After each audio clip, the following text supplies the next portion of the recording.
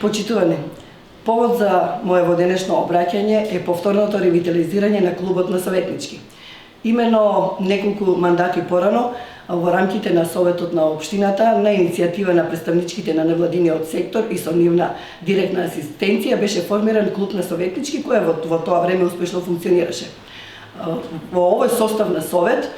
ние одлучивме со сопствени сили, се разбира, секогаш сме отворени за препораките и за соработка повторно со невладиниот сектор, повторно да го формираме, односно да го ревитализираме клубот на советничките. Во овој клуб ќе бидат членки сите советнички од Советот на општина Куманово, независно од која политичка партија припаѓаат и дали се представнички на позицијата или опозицијата. Ние во Советот на општина Куманово имаме 14 советнички и тие се членки на Социјалдемократскиот сојуз, на партијата ВМРО-ДПМН, на партијата ГРОМ и партијата БЕСА. Мислам дека независно од нашата политичка припадност, сите сме единствени во тоа дека во овој клуб на советнички ќе бидеме застапнички пред се на женскиот интерес на градот и општината. За нашите понатамошни активности ќе бидете благовремено и редовно информирани. Овој клуб го формираме во пресрет на Денот на жената, меѓутоа со една идеја: да немаме само Ден на жената, да немаме ниту само Месец на жената. Клубот на советничките ќе промовира Година на жената.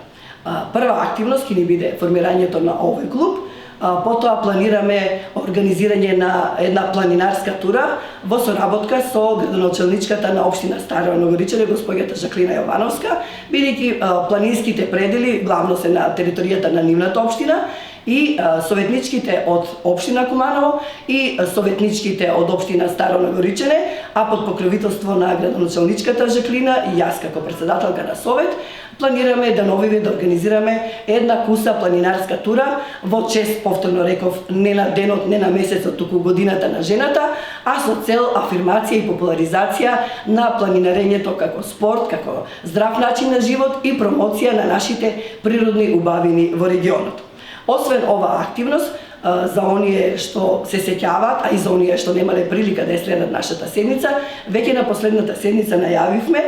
дека со цел исто така да го омасовиме тенисот како спорт и да ја истакнеме нашата поддршка за развивање на овој се популарен спорт, ќе организираме мини турнир на кој повторно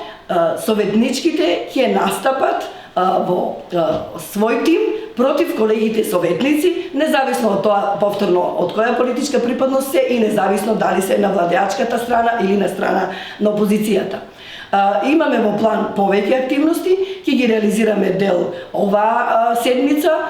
кога главно сме посветени и упатени на Денот на жената, меѓутоа имаме многу планови кои ќе ги реализираме во текот на месец март и до крајот на тековната година.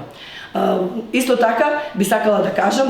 што е целта на повторното формирање на клубот на советничките, значи не е само обележување на значени датуми и настани и не е, да кажем, организација само на ваков тип на активности, туку со оглед на тоа дека сепак ние сме жени политичарки, представнички на одредена политичка опција, а пред се и над се ние сме представнички на граѓанките и граѓаните на општина Куманово. Целта ни е клубот на советничките да биде специфично место на канализација на специфичниот женски интерес. Имено преку клубот на советничките повторно ќе ја нагласиме важноста од родовиот аспект во процесот на бучитирањето, од родовата призма во планирањето на сите политики на Советот на општината,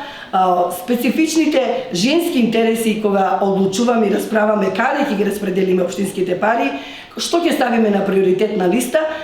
секогаш да го имаме во предвид и женскиот интерес, женските потреби и проблеми. Меѓутоа се разбира, ние не би биле жени лидерки ако не се грижиме за потребите и прашањата и проблемите на сите сограѓани. Сега нема да ги делиме исто така ни по родова припадност, така да и во сите наши активности кои ќе бидат во организација на клубот на советничките на општина Куманово, се поканети и добредојдени и колегите советници и сите останати мажи во општината Куманово, можат исто така да ни се обратат со специфични прашања, проблеми и предлози за понатамошни активности и идеи.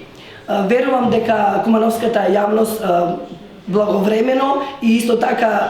позитивно ќе го прими овој настан и планираме веќе во сабота на 6 март да ја организираме првата активност. Дополнително ќе ви информираме каде и во колку часот ќе се одвива и веруваме дека ова ќе биде поздравено од представниците на сите политички субјекти, од представниците на невладиниот сектор, особено оние кои го третираат женското прашање, проблемите на жените и девојчињата, родовите односи, проблемите исто така во заедницата, а се разбира очекуваме поддршка од бизнес заедницата и од сите граѓани на градот Куманово, на општината Куманово и да не заборавам дека планираме да имаме успешна соработка со сите општини во североисточниот плански регион, а еве започнуваме со општината Старо Леворечане.